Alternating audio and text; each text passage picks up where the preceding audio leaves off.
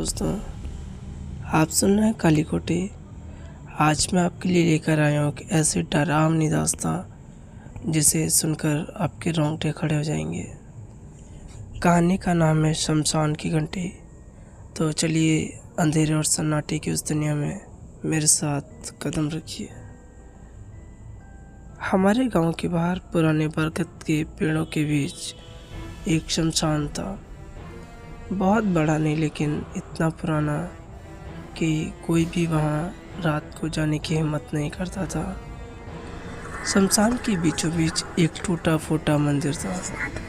उस मंदिर की छत आधी टूटी हुई थी, दीवारों पर काई जमी थी और दरवाज़ा हमेशा टेढ़े मेढ़े खुले ही रहते थे।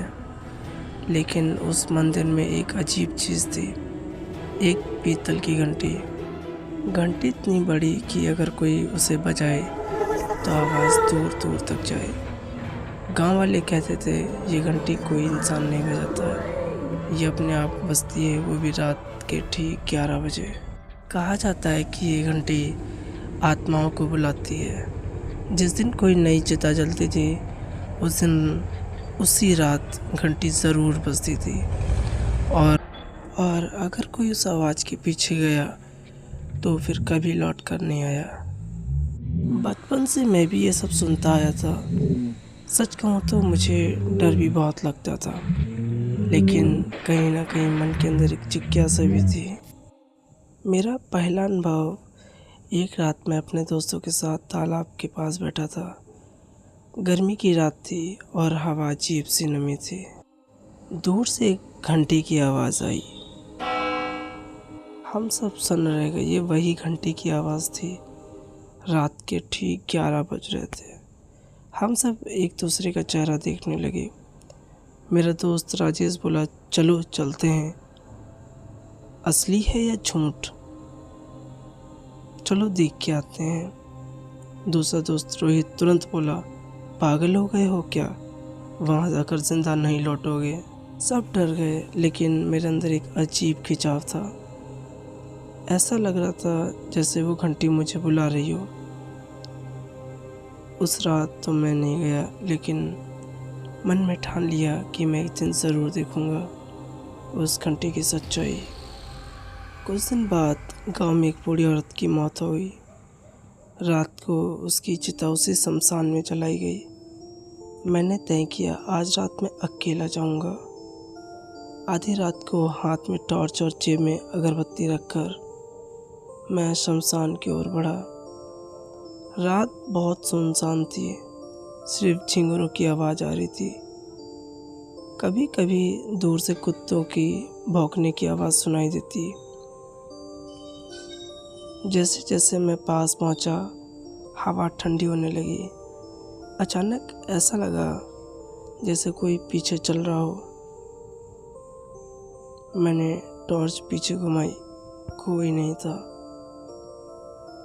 घंटी का बजना आधी रात हुई। अचानक वो घंटी अपने आप हिलने लगी और पूरे जंगल में वो आवाज़ गूंजने लगी। आवाज़ इतनी भारी और डरावनी थी कि मेरी सांसें रुकने लगी। मैं मंदिर के दरवाजे तक पहुंचा। दरवाज़ा अपने आप करता खुला। अंदर अंधेरा था, सिर्फ घंटी हिल रही थी। कोई रस्सी नहीं, कोई इंसान नहीं, फिर भी घंटी अपने आप बज रही थी। अचानक अपने नाम की आवाज़ सुनाई दी, राकेश। मैं चौंक गया। आवाज़ उसी औरत की थी जिसकी चिता शमशान को जलाई जा रही थी। मैंने टॉर्च जलाई तो मंदिर की दीवार पर काले साए घूमते नजर दिखे। घंटी बजते बजते अचानक रुक गई। मंदिर में सन्नाटा छा गया। मेरे सामने धुंधली आकृतियां बनने लगीं। एक एक कर कई आत्माएं सामने खड़ी हो गईं। उनके चेहरे जल चुके थे, आंखें लाल चमक रही थीं। एक आवाज़ आई, जो भी इस घंटी को देखने या उसकी आवाज़ सुनने आता है वो यहीं रह जाता है। अब तो भी यहीं रहेगा। मेरे हाथ पांव कांपने लगे। मैं भागना चाहता था, लेकिन मेरे पैरों में जैसे ताकत ही नहीं थी। भी अचानक मंदिर की घंटी फिर से बजी, इस बार इतनी जोर से कि मेरे सिर चकराने लगा। और तभी मेरे सामने वाली बूढ़ी औरत खड़ी थी, जिसकी लाश मैंने खुद शमशान में देखी थी।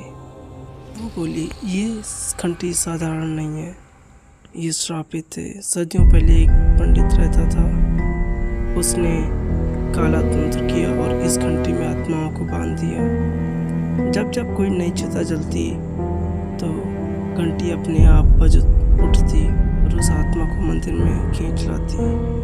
लेकिन जो भी इंसान इसे सुनता वो भी इसी आत्माओं का हिस्सा बन जाता और फिर सब समझ आ चुका था।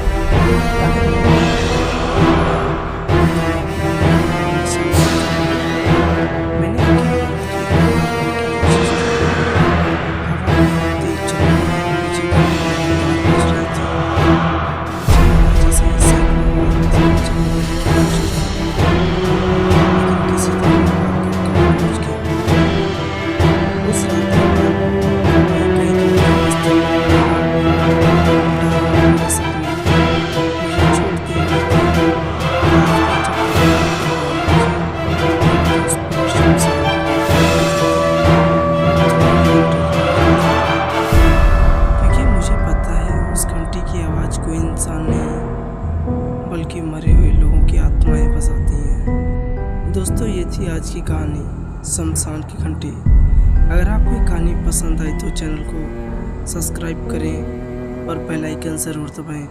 फिर मिलेंगे एक नई डरावनी दास्तां के साथ। तब तक रात के अंधेरे से दूर रहना, क्योंकि कौन जाने कहाँ से कोई घंटी बज उठे। धन्यवाद।